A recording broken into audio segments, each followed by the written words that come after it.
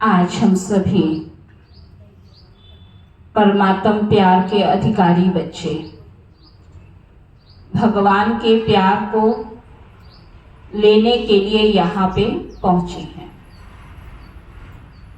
विशेष आप सभी यहाँ पर आए हैं और आज से कुछ समय के पश्चात शिवरात्रि का पावन पर्व बहुत बहुत समीप आ रहा है। शिवरात्रि का ऐसा त्योहार है जिसको पूरे ही भारतवासी बड़े उमंग, उत्साह, श्रद्धा, भावना के साथ दिल में प्यार लेकर शिव की पूजा करते हैं।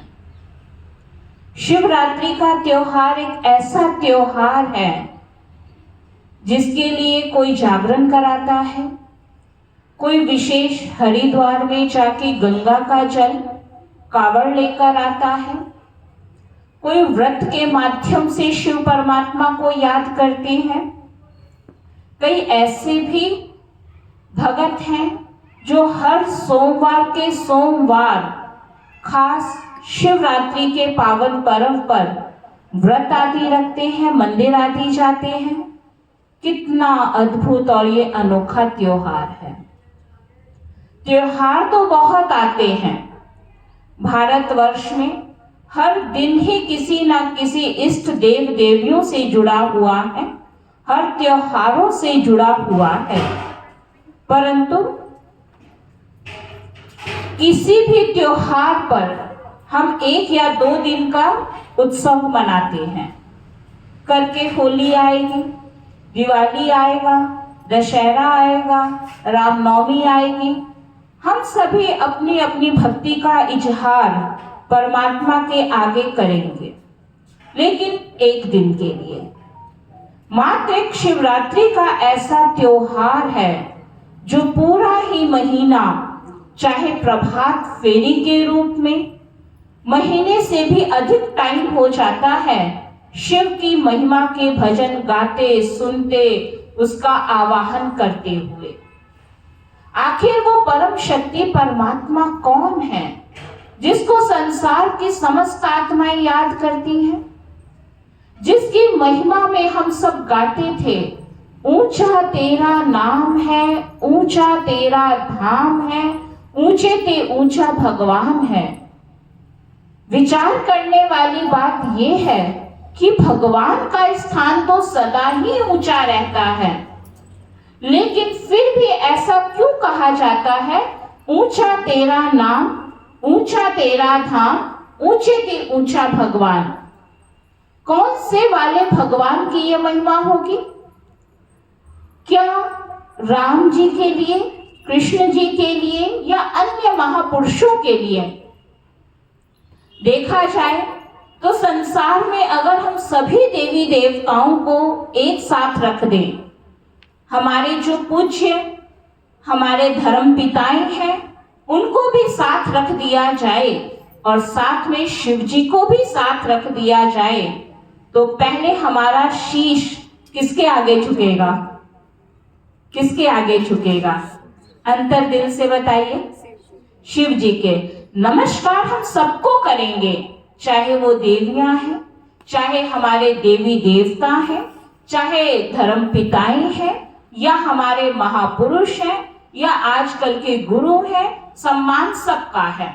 लेकिन पहला शीश अगर नतमस्तक हम होंगे दिल से, तो किसके आगे? शिव जी के आगे। वही परमात्मा जिसका स्वरूप ही सत्य है, जिसके लिए कहा जाता है सत्यम शिवम सुंदरम। भगवान एक ऐसी हस्ती और शक्ति है जो सत्य है, जो शिव है, जो सभी गुणों और शक्तियों में भरपूर है। इसलिए परमात्मा को सर्वशक्तिवान कहा जाता है और उसी पिता शिव की पूजा हम सब करते हैं। आज इस संसार में हम देखें तो सबसे अधिक मंदिर किसके मिलेंगे? शिव जी के मिलेंगे।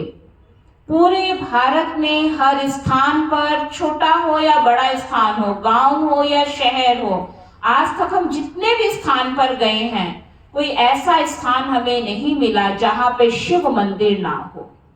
राम मंदिर, कृष्ण मंदिर, हनुमान मंदिर या कोई और इष्ट देव देवियों के मंदिर चाहे ना भी हो, लेकिन प्राचीन शिव मंदिर है ना। किसी से भी पूछो आपके गांव में है? एक बार हम एक स्थान पर गए, बहुत छोटा स्थान था, छोटा सा गांव था। हमने ऐसे ही उनसे पूछा आपके गांव में भी मंदिर है? कहते हाँ, शिव जी का छोटा सा मंदिर है। मानो भारत के विभिन्न स्थानों पे शिव की प्रतिमा बनाकर उसकी हम पूजा आराधना करते हैं। कहीं पे आपने देखा होगा बहुत छोटे रूप में शिवलिंग होता है, कहीं पर बहुत विशाल रूप का शिवलिंग देखा होगा। वास्तव में शिव का आकार कैसा होगा?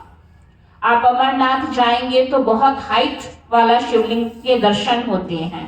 विश्वनाथ में जाएंगे तो अलग प्रकार है, केदारनाथ में जाएंगे अलग है।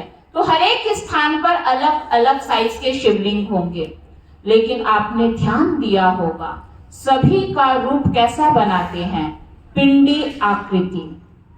क्या ऐसा भी कोई पिंडी स्वरूप होगा? देवियों का पिंडी स्वरूप हमने देखा और एक शिव जी का ही पिंडी स्वरूप देखा, दोनों का शरीर नहीं दिखाते हैं।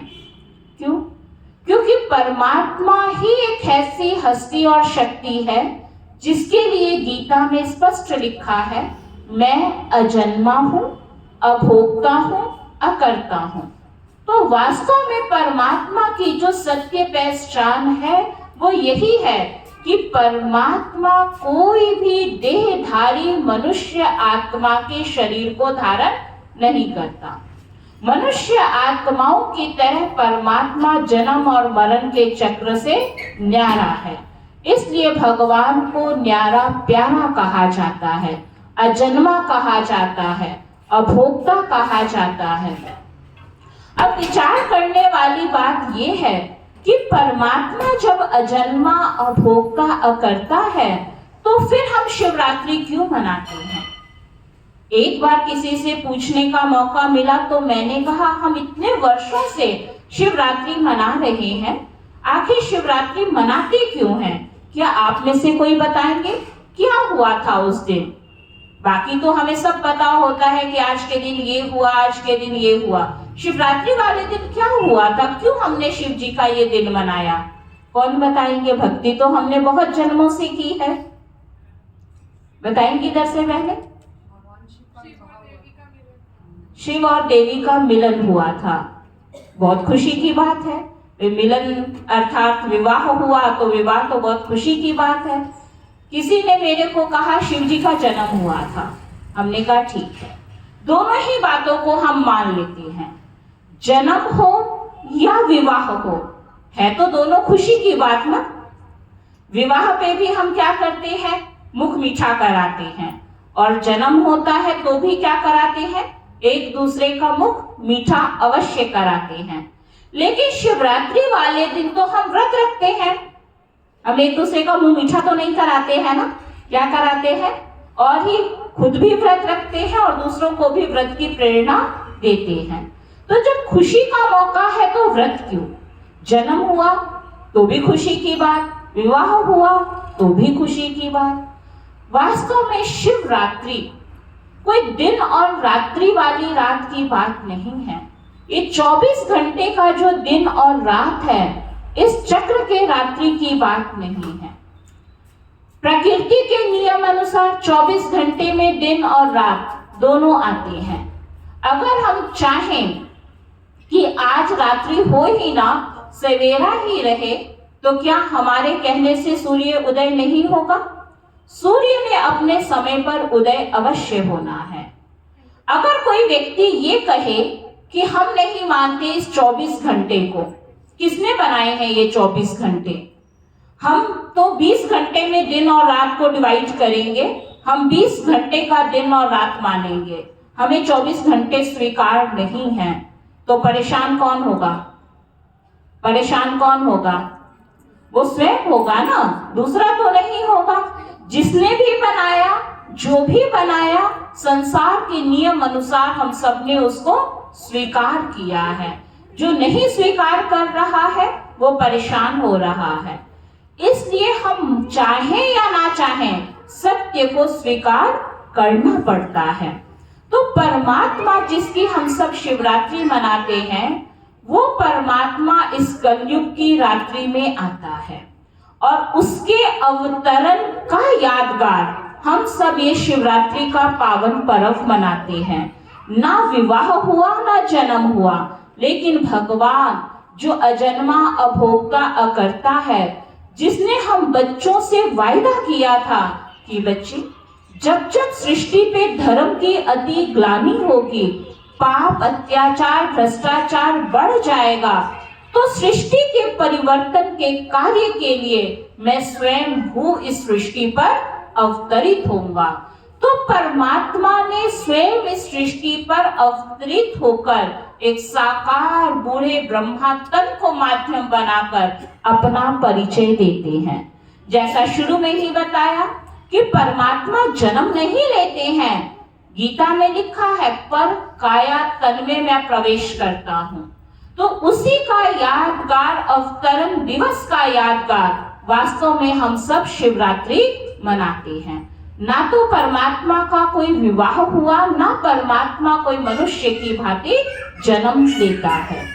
तो वास्तव में शिवरात्रि हमें ये संदेश देता है कि परमात्मा जो ज्ञान सूर्य है, जिस सूर्य की महिमा में कहते हैं हजारों सूर्यों से तेजोमय है, परमात्मा जब ज्ञान सूर्य इस सृष्टि पर प्रकट होता है, तब अज्ञानता का अंधकार समाप्त हो जाता है। जैसे स्थूल सूर्य के निकलने से अंधेरा समाप्त होता है, तो परमात्मा जब इस सृष्टि पर आता है, तब हम अज्ञानतावश बहुत सारे नियम मर्यादाओं पे चल रहे थे, जिसका हमें अर्थ भी नहीं पता था। जिसने जो किया हमने उसको फॉलो किया। किसी ने कहा जल चढ़ाना बहुत जरूरी है, अगर किसी दिन हम भूल भी जाएंगे ना, तो क्या करेंगे? तुरंत जाके उस जल को घर से लेके आएंगे और कहेंगे नहीं तो पूजा की विधि अधूरी रह जाएगी। अगर किसी ने बताया अख धतूरा बेल पत्र चढ़ाना बहुत जरूरी है, उस दिन अगर नहीं भी मिलेंगे ना, तो प्रसाद वाले जो रेडी में खड़े होते हैं उनको आप कहेंगे जो है जैसा है बस दे दो, चाहे कैसा भी क्यों ना हो, कच्चे बेर है या मीठे बेर है, खट्टे हैं, कैसे भी दे दो, क्योंकि पूजा की हमारी सामग्री है। एक डर अंदर रहेगा कि कहीं कोई विधि की कमी ना रह जाए और भगवान हमसे नाराज ना हो जाए, हमारी भक्ति में कोई कमी ना रह जाए।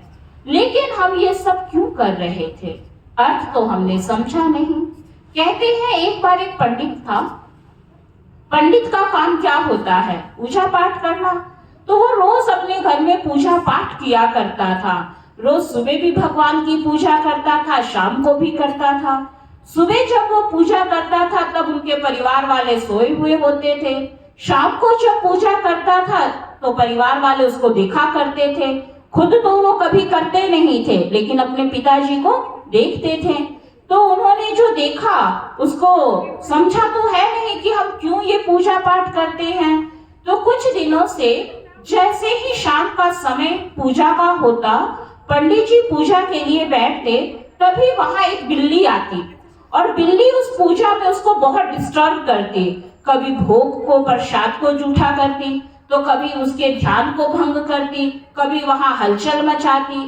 तो पंडित ने सोचा ये तो मुझे बहुत परेशान कर रही है, पूजा ही नहीं करने देती है, तो मैं क्या करूं, अगर बिल्ली को मारूंगा तो मुझ पे पाप चढ़ जाएगा, मैं क्या करूं।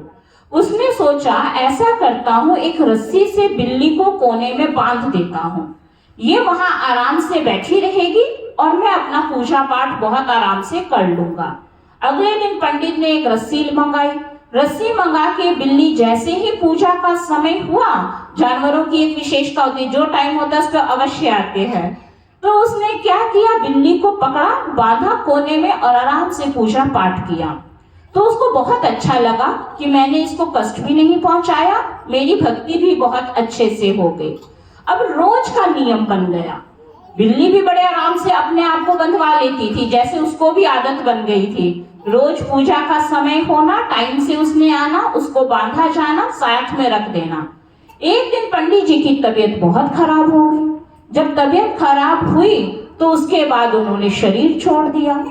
जब शरीर छोड़ा तो परिवार वालों ने कहा कि अब ये पूजा पाठ का काम कौन करेगा। तो फिर सबने फैसला किया कोई बात नहीं, हम शाम को पिताजी जो कार्य करते थे उसको बंद नहीं करेंगे, हम पूजा पाठ भक्ति आदि किया करेंगे। तो उन्होंने भी देखा रोज बिल्ली को पिताजी बांधा करते थे, वैसे ही बिल्ली आई, उसको पकड़ा और बांधा और जो धूप बत्ती जोत बत्ती वो करते थे उन्होंने भी किया। एक दिन बिल्ली भी मर जाती है। अब अगला दिन आया तो सब बच्चों में टेंशन हो गई, किस बात की हो गई होगी, पहले बिल्ली पकड़ के लाओ, भगवान जी नाराज हो जाएंगे, है ना। बहुत चिंता का विषय बन गया कि बिल्ली नहीं होगी भगवान जी की, हम पूजा कैसे करें। ये क्या थी, अंधश्रद्धा। पता नहीं था कि बिल्ली को ऐसा क्यों किया जा रहा है, बस ये देखा था इन आंखों ने कि पूजा से पहले बिल्ली को बांधना जरूरी था। यही आज तक हम करते आ रहे हैं। हमें नहीं पता, किसी ने कहा जल चढ़ाना है तो चढ़ाना है, चाहे जहां मर्जी से लाना पड़े। हमें किसी ने कहा कि भूखे रहना है तो रहना है, चाहे हमें चक्कर आ जाए, हम नीचे गिर जाए, लेकिन व्रत को नहीं तोड़ेंगे। दृढ़ता का प्रतीक दिखाया। तो मीठी बहनों, प्रजापिता ब्रह्मा कुमारी ईश्वरीय विश्वविद्यालय में उन्हीं सब बातों के आध्यात्मिकता के अर्थ को समझाया जा रहा है कि जिस भक्ति को करके हमने भगवान को ढूंढा, कितने यत्न प्रयत्न किए, कितनी मेहनत हम सबने की कि हे भगवान तू कौन है, कहाँ रहता है, क्या करता है, एक बार इस धरती पर आजा, आकर अपने दर्शन तो हमें दे जा। तो भगवान भी हमसे बेहद प्यार करता है। अब परमात्मा अपने वायदे अनुसार धर्मग्लानि का समय हो गया, 87 इयर्स हो गए भगवान को इस सृष्टि पर आकर जन जन की मानव आत्माओं को अपना संदेश देते हुए कि मीठे बच्चों, मैं तुम्हारा कल्याणकारी पिता शिव हूँ। वास्तव में नाम ही उनका परिचय है। शिव का अर्थ होता है कल्याणकारी। जिस प्रकार माता पिता अपने बच्चों के कल्याणकारी शुभ चिंतक होते हैं, भगवान की महिमा में भी हमने कहा तुम ही हो माता पिता, तुम ही हो बंधु सखा, तुम ही हो। तो परमात्मा ही वास्तव में हमारा सच्चा मात पिता बंधु सखा स्वामी सतगुरु सब कुछ है।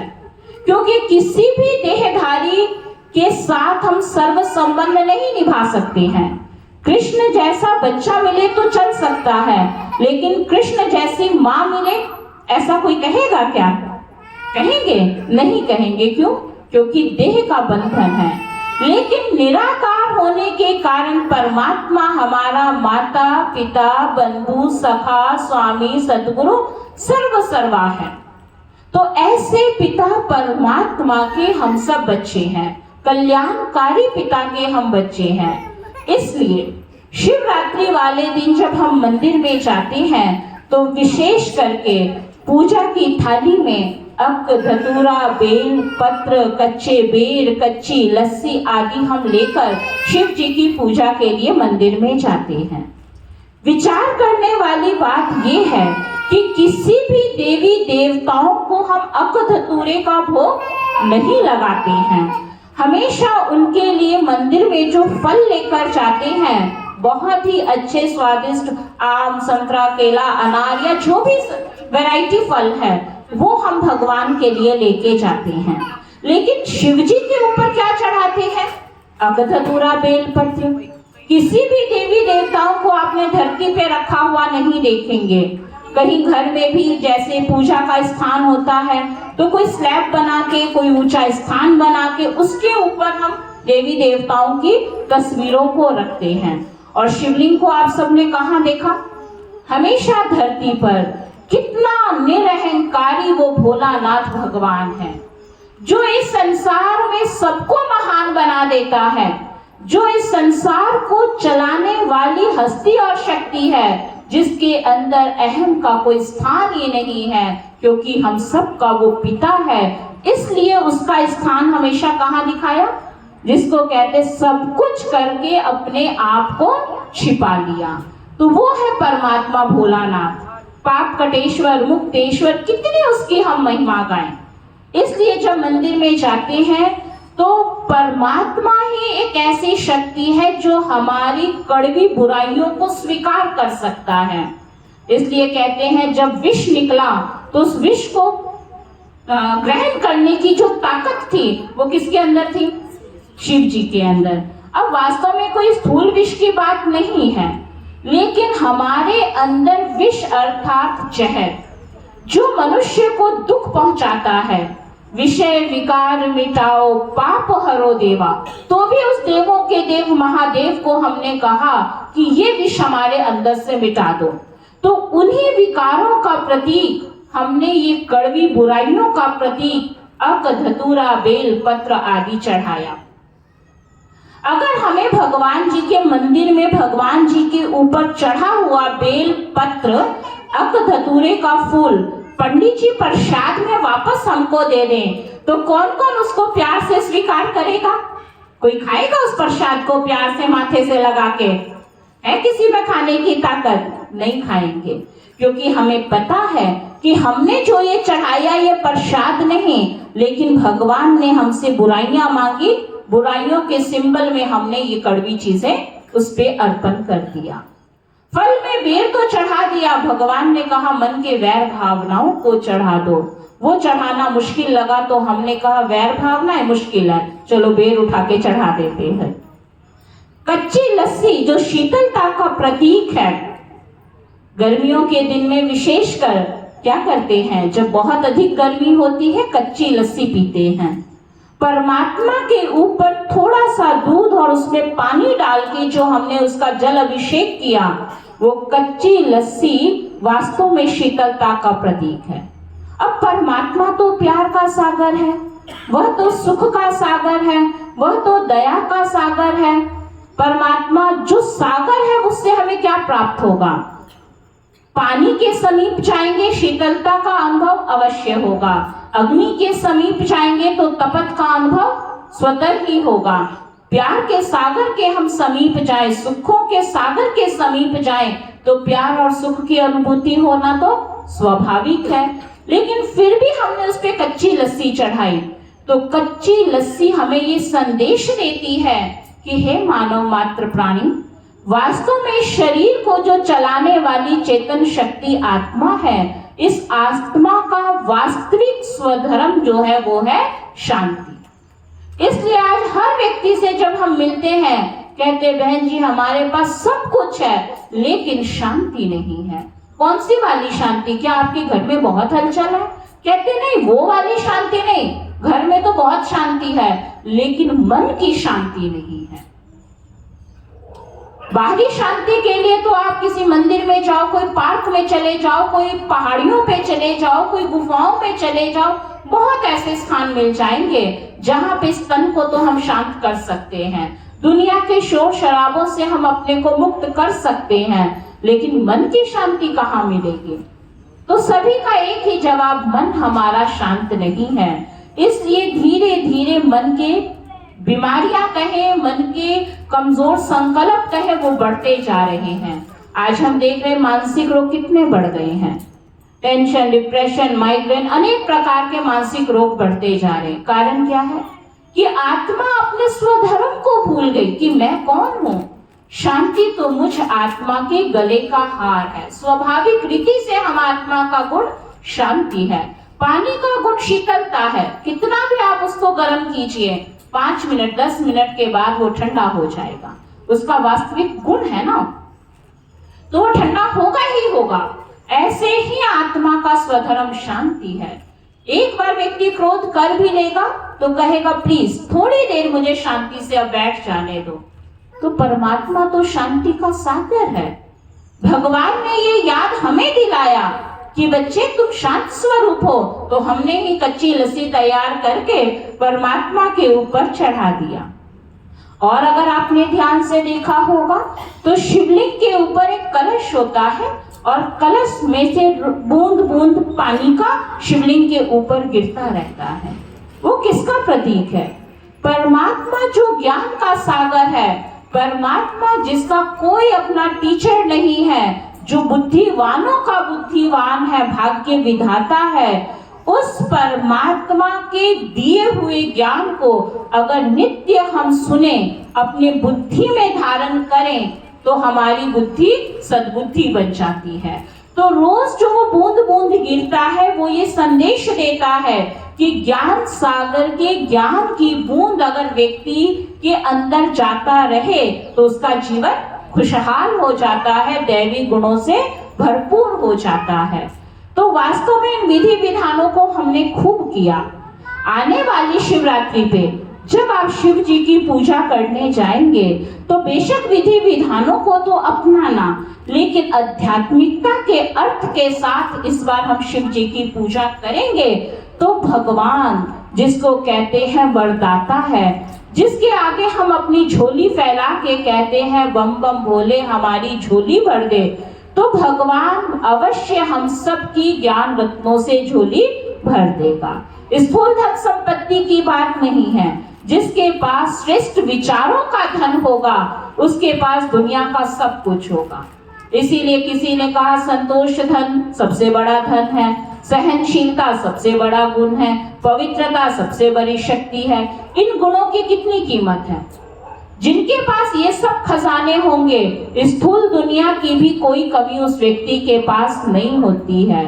तो प्रजापिता ब्रह्मा कुमारी ईश्वरीय विश्वविद्यालय में वो निराकार परमात्मा हमें एक ही संदेश दे रहा है कि बच्चे व्रत करना है तो ये व्रत करो, हमें सबको सुख देना है, हमें सबको प्यार देना है, हमें सबको शांति देनी है, हमें सबको सम्मान देना है, देना ही मनुष्य का फर्ज है। तो जितना हम देते जाते हैं वो गुण हमारे अंदर स्वतः ही आता जाता है। एक छोटा सा दृष्टांत मुझे याद आता है। एक बार गुरुकुल में बच्चे जैसे पढ़ते हैं ना, तो बच्चों ने पढ़ाई पूरी की, दो बच्चे उस दिन गुरुजी के पास गए और कहते हैं आज हमारा लास्ट दिन है, हम आपसे छुट्टी लेना चाहते हैं, आपने हमें बहुत सारी शिक्षाएं दी हैं। गुरुजी ने कहा ठीक है आप जाओ, लेकिन आप दोनों ने अच्छी तरह जो शिक्षाओं को सुना जीवन में धारण करना। आप दोनों में एक लास्ट आपका पेपर लिया जाएगा, देखेंगे कि आप दोनों में ज्यादा इंटेलिजेंट कौन है, उसको गुरुजी अंतिम गिफ्ट देकर भेजेंगे। तो बच्चे तैयार हो गए। बच्चों ने कहा हाँ हम तैयार हैं। करना क्या था, छोटा सा एक काम करना था। 2 फूलों की टोकरी भरकर दोनों बच्चों को दिया गया और कहा गया जाओ जहां तक भी जा सकते हो जाना, ये फूलों की टोकरी में से आपने ये फूल उन लोगों को देना है जो आपको हंसता हुआ व्यक्ति मिले, मुस्कुराता हुआ व्यक्ति मिले, केवल उनको ये फूल देना, और जिसकी टोकरी जल्दी खाली हो जाएगी वो जीत जाएगा। दोनों बच्चे तैयार हो गए। क्या बड़ी बात थी, छोटी सी तो टोकरी है। एक बच्चा फटाफट देखा तो सुबह से शाम हो गई, वापस ही नहीं आया, और एक बच्चा आधे दिन में ही वापस आ गया। जब आधे दिन में वापस आया तो गुरुजी ने पूछा क्या बात, तुम बड़ी जल्दी आ गए, दूसरा तो वापस ही नहीं आया है। जब दूसरा वापस आया तो उसकी टोकरी पूरी खाली थी। तो पूछा गया कि तुम इतनी देरी से आए तो भी तुम सारे के सारे फूल वापस लेकर आए हो, ये इतनी जल्दी आया और तो भी सारे फूल बांट कर आया है, चक्कर क्या है। तो बच्चों को सच बोलने का पाठ था। पहले बच्चे से पूछा गया कि तुम्हारी टोकरी क्यों नहीं खाली हुई, तो उसने कहा मैं सच कहता हूँ, मैं सबके पास गया, एक भी व्यक्ति मुझे हंसता मुस्कुराता हुआ नहीं मिला, इसलिए मैं किसी को भी फूल देकर नहीं आया। दूसरे बच्चे को कहा तुम तो आए भी जल्दी और खाली भी सारी टोकरी है, तुम्हारी टोकरी कैसे खाली हो गई। तो उसने कहा गुरुजी पोजीशन तो मेरी भी सेम थी, सुबह से दोपहर हो चली थी, एक भी बंदा मुझे मुस्कुराता हुआ नहीं मिला। मैंने क्या किया, जब मैं किसी के पास जाता था मैं पहले मुस्कुरा देता था, तो मुझे देखकर, और फिर तो जो सुबह से शाम तक काम नहीं हुआ वो केवल 5 मिनट के अंदर काम बहुत सहज हो गया और मेरी टोकरी तुरंत खाली हो गई। यही संदेश ये ईश्वरीय विश्वविद्यालय दे रहा है कि अगर हमें कुछ करना है उसके लिए परमात्मा हमें परिवर्तन होने का पाठ पढ़ा रहा है। इस विद्यालय में यही संदेश दिया जाता है, यही सिखाया जाता है कि स्व परिवर्तन से विश्व का परिवर्तन संभव है। ऐसे नहीं वो बदलेगा तो मैं बदलूंगा। तो शिवरात्रि का पावन पर्व हमें ये संदेश देता है कि अज्ञानता के अंधकार को हम सब मिटाएं और जीवन को ज्ञान, गुणों और शक्तियों के प्रकाश से भरपूर करें। तो आने वाली शिवरात्रि के पावन पर्व की आप सबको ढेर सारी शुभकामनाएं। बधाई हो, बधाई हो, बधाई हो। ओम शांति। ओम शांति। आवाज बहुत ठंडी सी है, प्यार से बोलो सभी ओम शांति।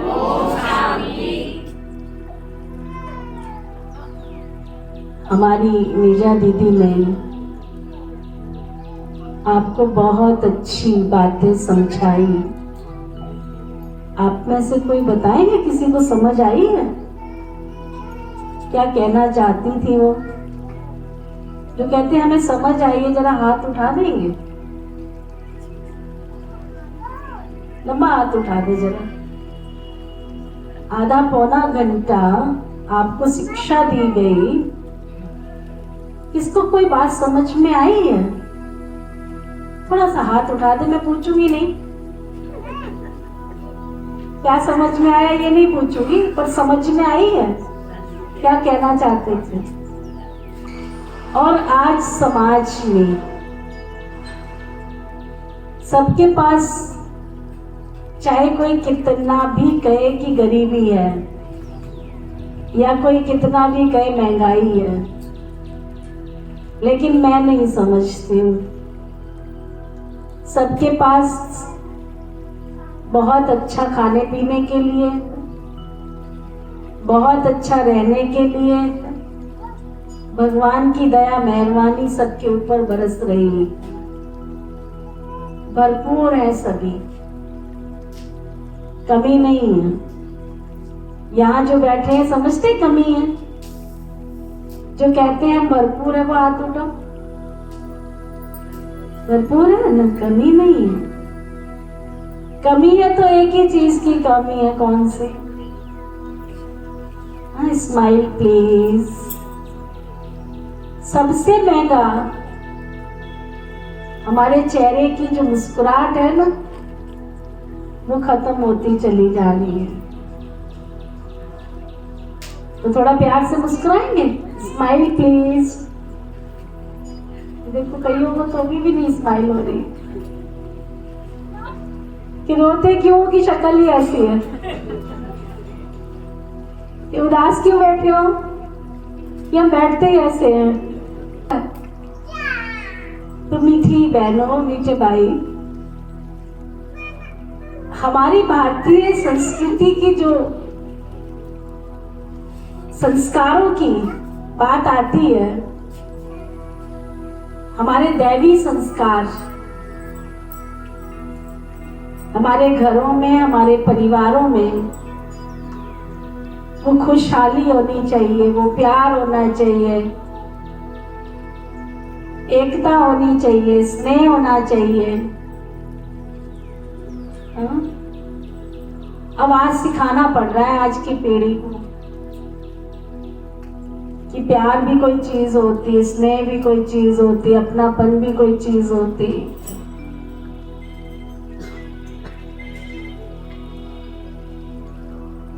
हम सभी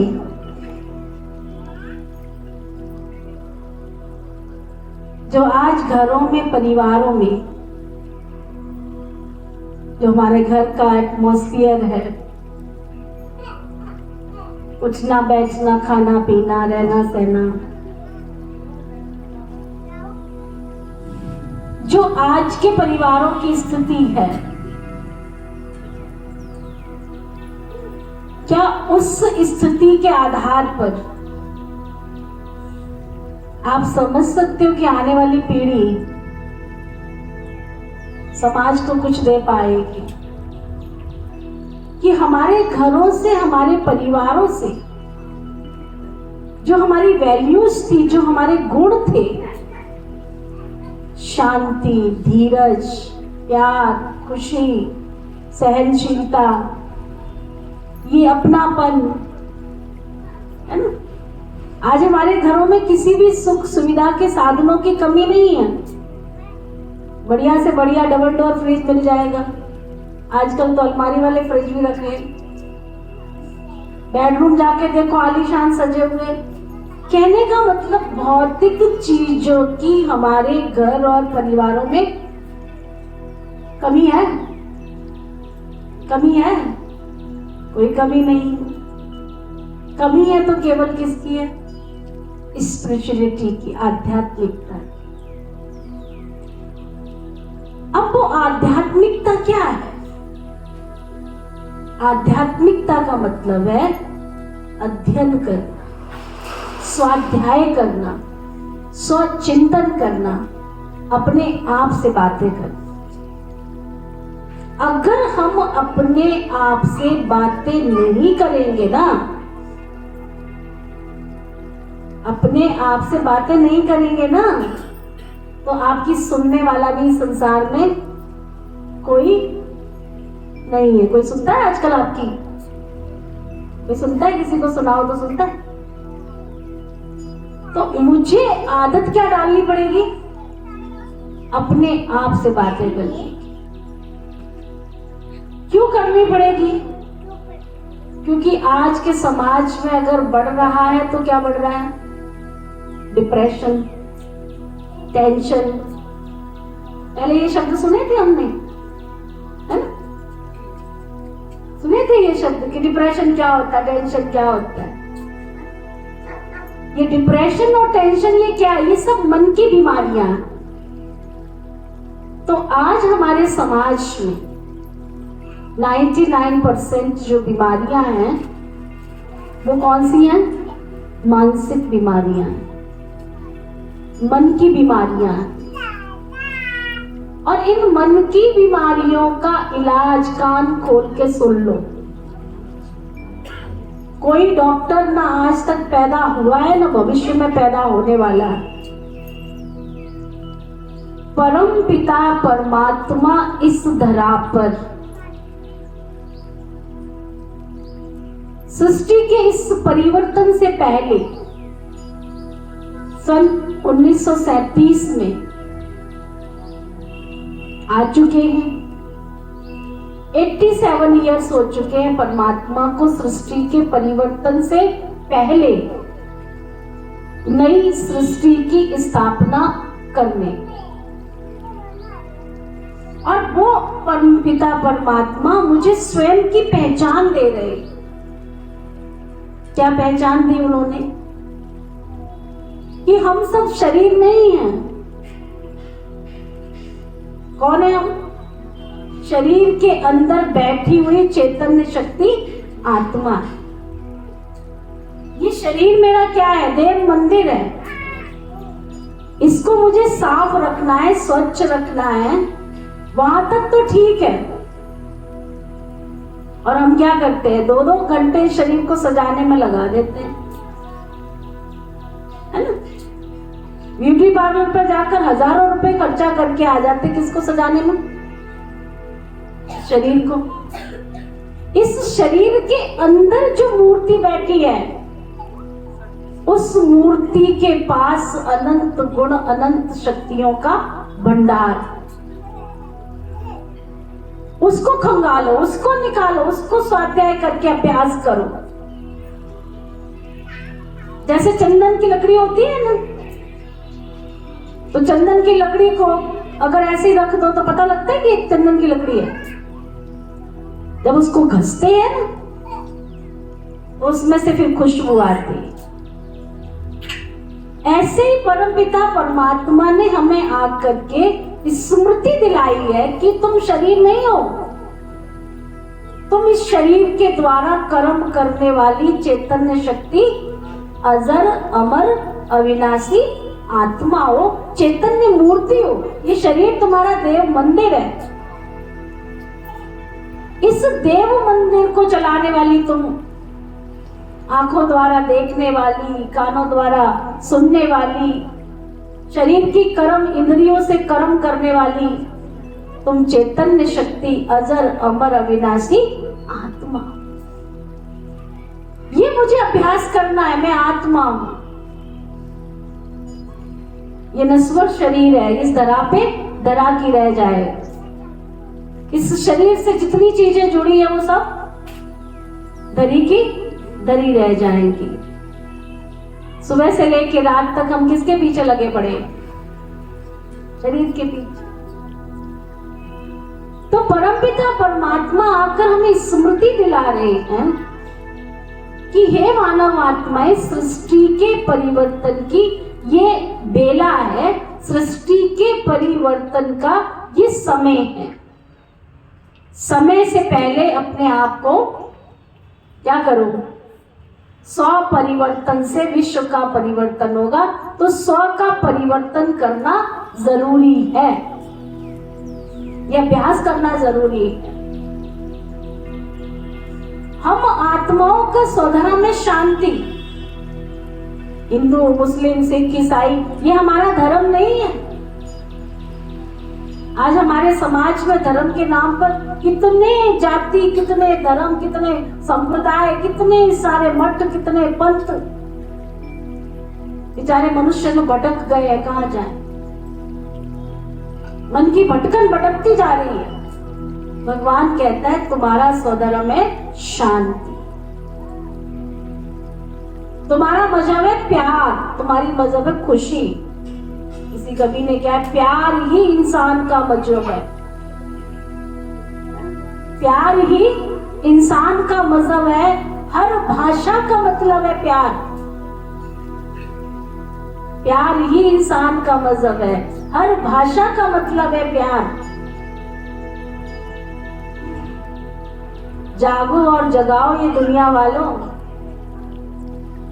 जागो और जगाओ दुनिया वालों। बेमतलब इंसान मौत की नींद में सो जाएगा, लड़ाई झगड़े करते करते, मेरा तेरा मेरा तेरा मेरा तेरा। आत्मा का गुण है प्यार। छोटा बच्चा है, उसको क्या चाहिए? प्यार चाहिए। घर का कौन सा सदस्य है जिसको प्यार नहीं चाहिए? आप जितने यहाँ बैठे हो गए हो कि मुझे प्यार नहीं चाहिए, कौन कहता है? बोलो। हाँ, चाहिए कि नहीं चाहिए? जो कहते नहीं चाहिए वो हाथ उठाओ। हाँ, चाहिए तो सबको ना। आत्मा की खुराक क्या है? कहते हैं एक बार एक भिखारी किसी सेठ की दुकान पे गया। उसने कहा, सेठ जी थोड़ा सा गुड़ दे दो। सेठ जी ने दुत्कार के बोला, जा यहाँ से, और भी कुछ बोला होगा। तो बेचारा भिखारी कहता है, सेठ जी गुड़ दो या मत दो, परंतु गुड़ जैसा मीठा तो बोल लो। तो मिठास किसको नहीं चाहिए? प्यार किसको नहीं चाहिए? आप में से जो कहते हैं हमें शांति नहीं चाहिए, शांति चाहिए, वो हाथ उठाओ। शांति चाहिए। खाने के लिए खाना भी खाओगे तो क्या करोगे? बच्चे अगर लड़ाई झगड़ा, दो रोटी भी शांति से नहीं खाने देते। तो शांति चाहिए कि नहीं चाहिए? खाने के लिए भी शांति, अगर सोना है तो भी शांति, रुपए कमाने हैं तो भी शांति। अब शांति नाम रखने से तो शांति नहीं आएगी ना। आप में से किसी का नाम शांति तो नहीं है? किसी का नाम शांति की? एक शांति नाम की, हाँ, आजकल रख देते ना, प्रिंस, शांति, क्वीन, ऐसे नाम रख देते हैं। तो नाम रखने से क्या प्रिंस हो जाएंगे? नाम रखने से शांति हो जाएगी? तो एक लेडीज का नाम था शांति, लेकिन सारा दिन लड़ती झगड़ती रहती थी। एक दिन उस मोहल्ले वालों ने एकता कर ली कि आज जब ये आएगी ना, किसी ने कुछ बोलना नहीं है, चुप रहना है। बोलती रही, किसी ने कुछ बोला नहीं। एक कुआं पड़ा था सामने, कुआं, पहले पुराने जमाने में कुएं होते थे ना, कुआं था वहां पे। तो पत्थर उठाया, उसको कुएं के अंदर डाला। आवाज आई उसमें से, टुबुक टुबुक। कहती है, तू टुबुक, तेरा बाप टुक के मैं टुबुक। तो नाम रखने से शांति नहीं आएगी, है ना? नाम रखने से शांति नहीं आएगी। वो कहती, नाम रखने से शांति नहीं आएगी। नाम रखने से शांति नहीं आएगी।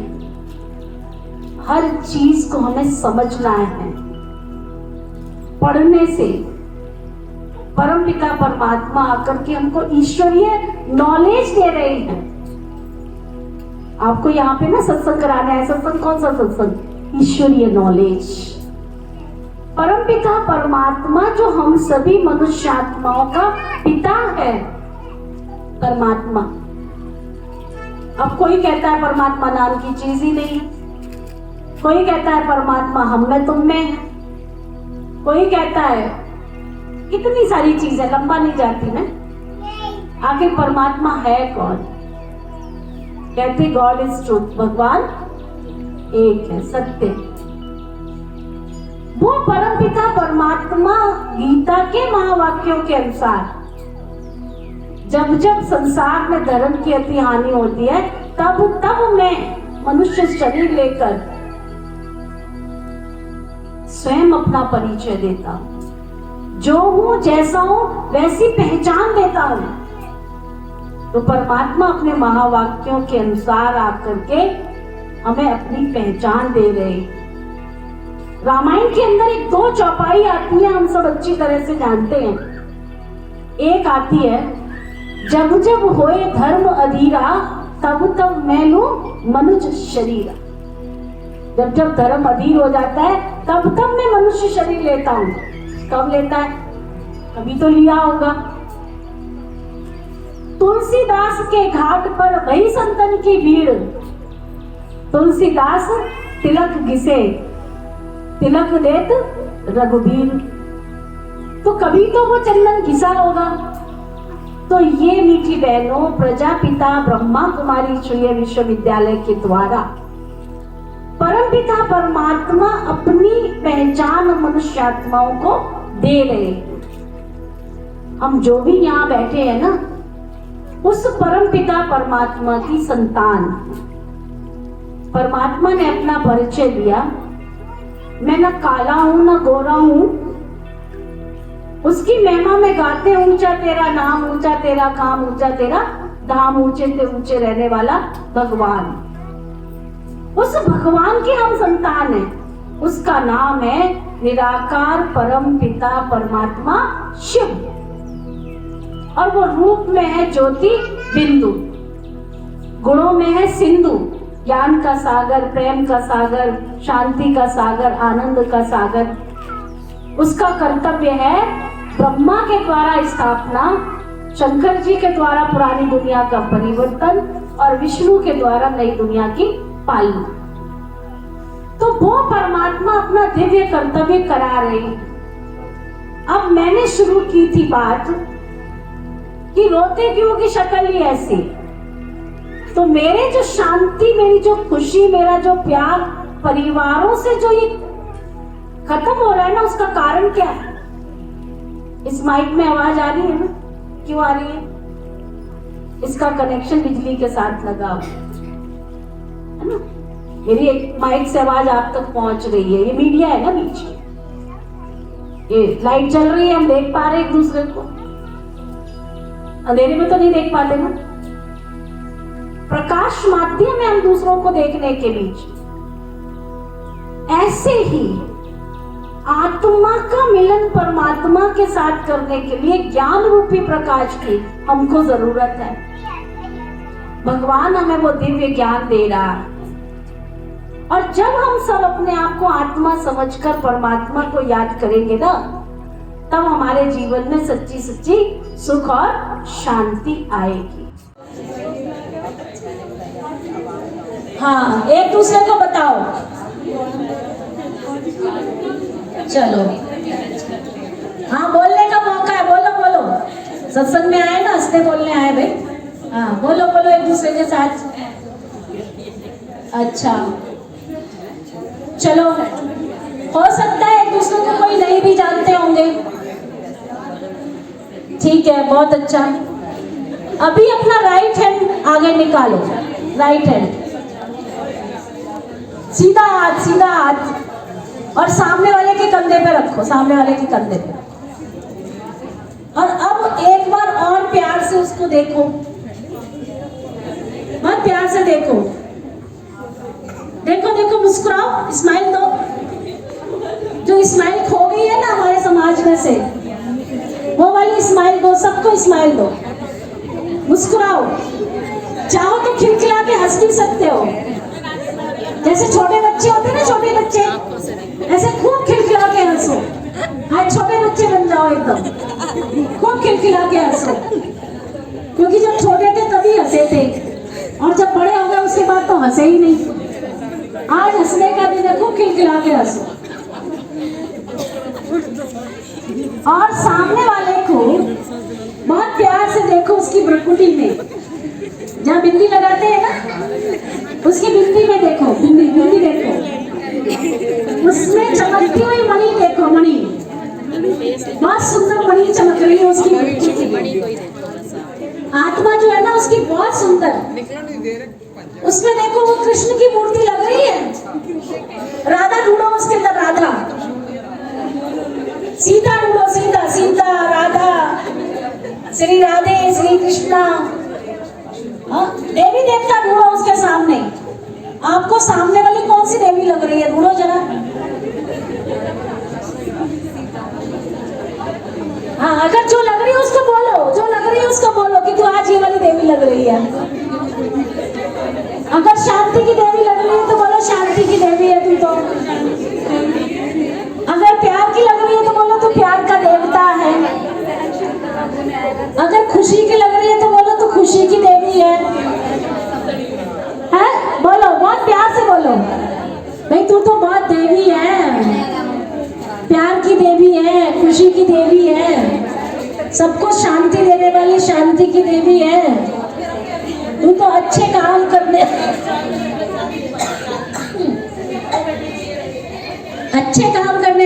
अच्छी देवी है। अच्छा, अब एक सदा याद रखने के लिए हाथ रखे रहो। आप बहुत अच्छे हो, आप बहुत अच्छे हो, आप बहुत अच्छे हो। और ये वाली जो चीज है ना, साथ लेके जाना। आज कोई भी मिले उसको क्या बोलना है? आप बहुत अच्छे हो। हाथ रखो, हाथ क्यों उठा रहे हो? अब ये तब गए। उसको प्यार से थपथपाओ, उसको आशीर्वाद दो। 3 बातें पक्की करो, 3 बातें। आप बहुत खुश नसीब आत्मा हो। तभी लो शाबाशी दो, शाबाशी देना नहीं आता है, शाबाशी दो जोर से। हाँ, आप तो सदा स्वस्थ रहते हो, आप बहुत भाग्यशाली हो। अच्छा, आप गले मिलो सबको, एक दूसरे को बहुत प्यार से। 3 बार गले मिलो, 3 बार। ठीक है, अब खुशी की ताली बजाओ। और अभी एक गीत बजेगा।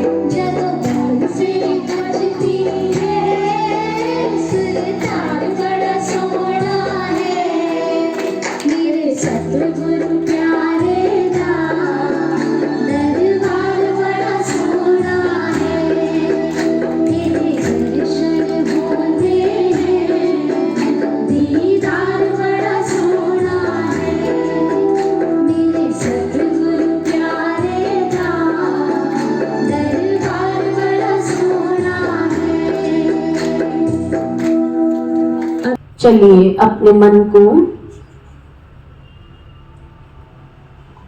चारों तरफ से समेट लेंगे।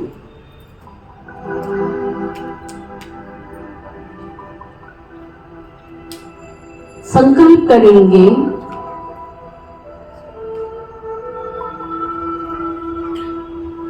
मैं शुद्ध पवित्र आत्मा हूं।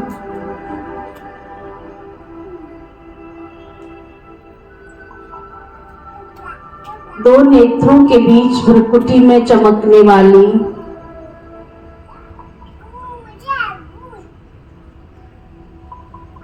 अनंत गुण और अनंत शक्तियों की भंडार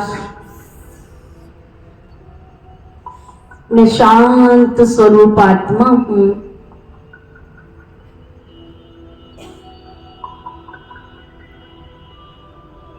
ये शरीर मेरा एक साधन है। आंखों द्वारा देखने वाली,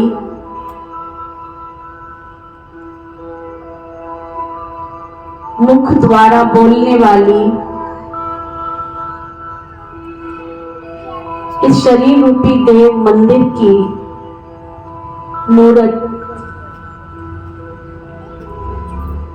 मैं शुद्ध पवित्र चैतन्य ज्योति बिंदु आत्मा हूं। मुझ आत्मा के पास अनंत गुण अनंत शक्तियों का भंडार है। आइए चलिए, बाहर की यात्राएं तो हमने बहुत की, हम चलते एक अनंत की यात्रा पर।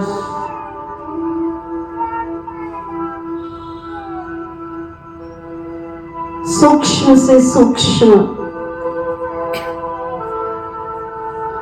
इस देह और देह से न्यारा होकर चले हम इस आवाज की दुनिया से दूर। सूर्य चांद तारा गली से पार एक ऐसे परम धाम की ओर, दिव्य धाम की ओर,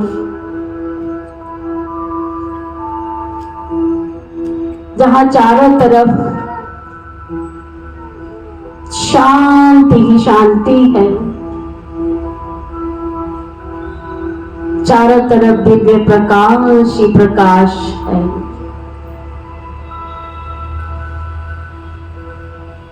इस प्रकाश की दुनिया में हम आत्माओं का पिता परम पिता परमात्मा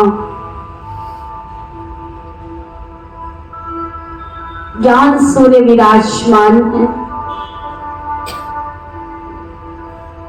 परम पिता परमात्मा से वो दिव्य प्रकाश की किरणें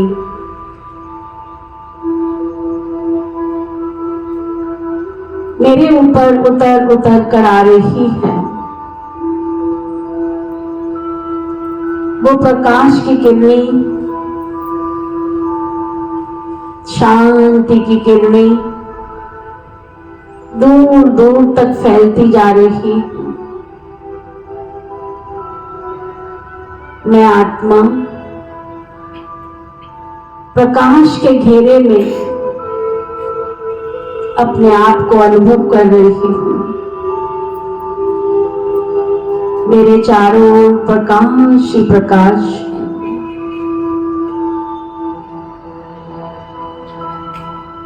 ये दिव्य प्रकाश की किरणें मेरे अंतर मन को साफ स्वच्छ निर्मल कर रही है। एक अलौकिक, एक न्यारी और प्यारी खुशी और शांति से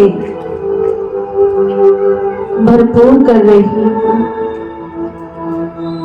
मेरा तन और मन एक न्यारी और प्यारी शांति की खुशबू से परिपूर्ण हो रहा है।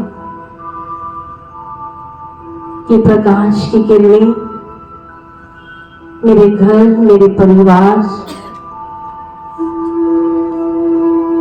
मेरे समाज,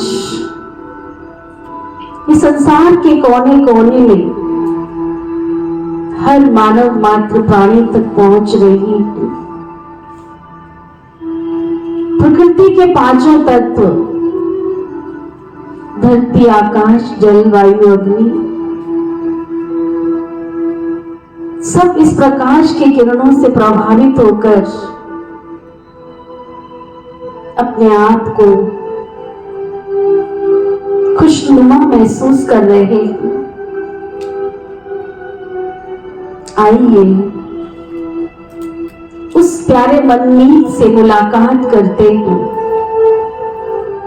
जो हमें वरदानों से हमेशा हमेशा के लिए मालामाल करेंगे। ठहर जाइए, अपने मन को स्थिर कर दीजिए उस प्राप्तियों में जहां से अनंत प्राप्तियां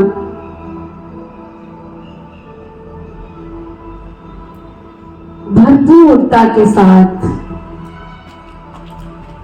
मेरे चारों तरफ समाती जा रही हूं। मैं आत्मा तृप्त भरपूर होती जा रही हूं।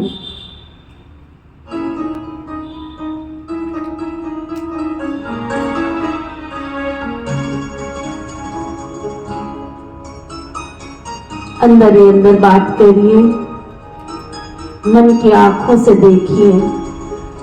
एक मेरा मन में संसार का वो अलौकिक मनमीत, एक मेरा मनमीत जहां, दूजा है कोई केवल मैं और मेरा पिता परमात्मा। और नहीं कोई और नहीं। चल रे मना ले, चल तू वहाँ, हो जाइए इन पलों चल में। रे मना ले, चल तू वहाँ, जग का जहाँ सब शोर से दूर और नहीं, शोर नहीं, कोई शोर नहीं। एक मेरा मनमीत जहां,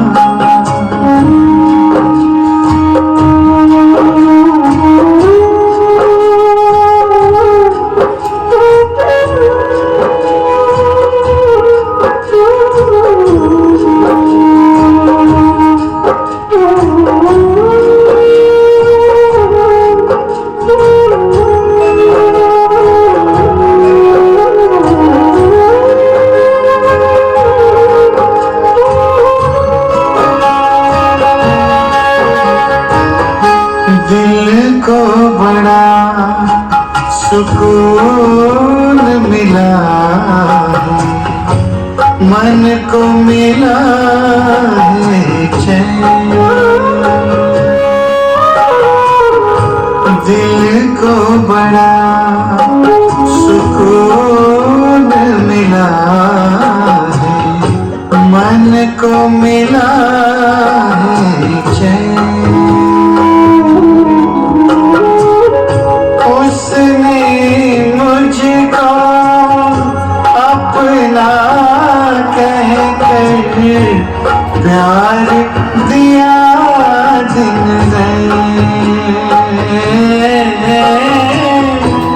प्यार दिया दिन सुख बरसाए, दिल को लुभाए, सुख बरसाए, दिल को लुभाए। ऐसा कोई चित चोर नहीं, चित चोर नहीं, चित चोर नहीं। एक मेरा मनमीत यहाँ